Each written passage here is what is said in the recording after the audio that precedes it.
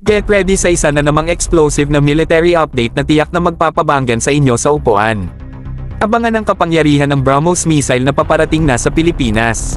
Talaga namang nakaka-excite mga bro. Isipin nyo, ang Insculcata, isang higanteng barko, ay nagpakita ng kahusayan nito sa pamamagitan ng pagbukas ng Front Vertical Launch System (VLS) nito habang ang opisyal ng Indonesian Navy ay bumisita. Parang isang sneak peek sa mundo ng walang tigil na lakas.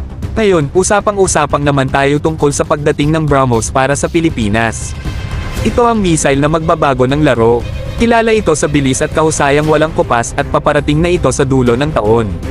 Maghanda na kayo mga bro dahil ang labanan ay sasaksihan ng bagong antas ng kapangyarihan. Isipin nyo ito mga bro, ang Pilipinas na armado ng lethal na BrahMos missile.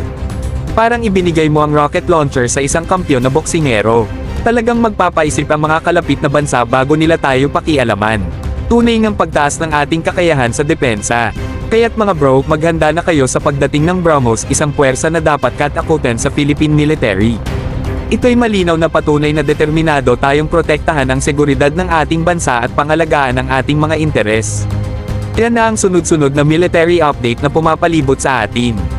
Kung natuwa kayo sa impormasyon na ito at nag-iisip ng malalim, huwag kalimutan na hit ang like button, mag-subscribe, at i-ring ang notification bell para manatiling updated sa mga nakakaingganyang balita at analysis. Kita-kits sa susunod na video.